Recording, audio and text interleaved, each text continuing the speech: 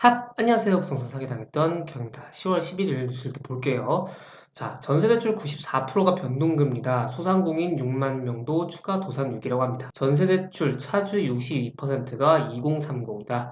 천조 주담대도 이자 부담 쑥. 그래서 12일 금통위 빅스텝 유력하죠. 그래서 0.5% 올리는 빅스텝을 12일 내일 단행할 것으로 예측되는 가운데 서민들이 주로 이용하는 이 전세자금 대출의 대부분이 변동금리형입니다.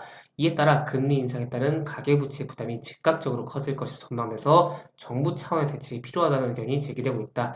11일 금융감독원이 전세자금 대출 자료에 따르면 지난해 말 기준으로 변동금리형 전세자금 대출 잔액이 약 151조 5천억 원이라고 하네요. 이게 너무 큰 금액이다 보니까 또 감이 안 오긴 합니다. 전체 162조 원의 93.5%에 달하는 게 변동금리형 전세자금 대출의 잔액이에요. 그래서 변동금리형 대출 비중은 19년 83.2%에서 20년 86.7%를 거쳐 2년 연속 상승세를 보였다. 특히 청년 세대가 이 같은 대출에 의존하고 있는 것으로 나타났다고 합니다. 지난 6월 말 기준으로 전세자금을 빌린 대출자가 한 137만 6,800명 정도 되는데 이 가운데 2030 세대는 84만 8천 명 정도로 반이 넘었죠.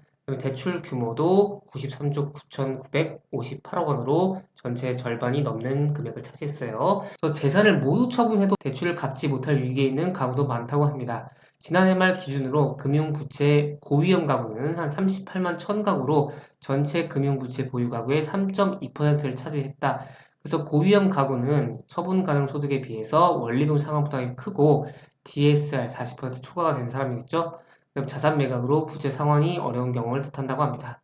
문제는 이제 금리 인상으로 경제적으로 취약한 생계형 대출자들에게 더 큰 영향을 준다는 것이다. 금리 인상기에는 당연히 저소득층 재무 건전성 측면에서 가장 취약하다고 합니다.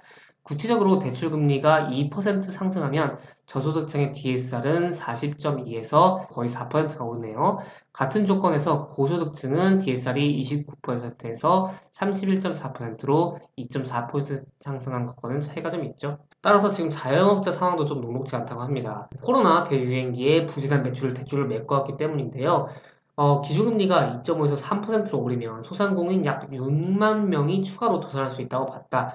4분기에 걸쳐 영업이익으로 부채 이자도 내기 힘든 한 개의 소상공인이 현재 118만 3,800명에서 한 124만 2,700명으로 늘어난다는 것이라고 하네요. 그래서 이렇게 취약계층의 부담 완화를 정부 지원이 함께 이루어져야 한다고 목소리를 높이고 있다.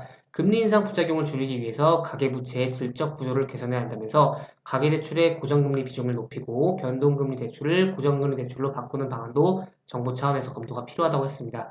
특히 저소득층이 스스로 채무상환 능력을 키울 수 있도록 고용정책과 연계하는 방안도 고려할 필요가 있다고 덧붙였습니다. 그래서 이게 사실 취약계층이나 소상공인을 정부가 도와주는 것에 대해서 역차별이다 이렇게 말하는 사람들도 있었어요.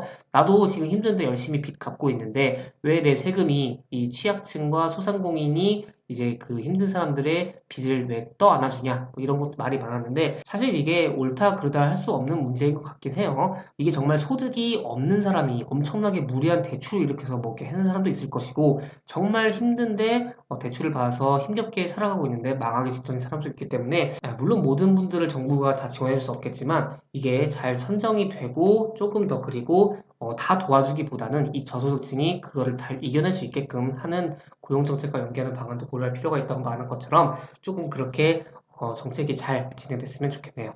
네, 오늘 여기까지 진행하도록 하겠고요. 조금이라도 도움이 되셨다면 좋아요만 부탁드리겠습니다. 제작에 큰 힘이 됩니다. 그러면 다음 시간에 뵐게요. 여러분, 안녕!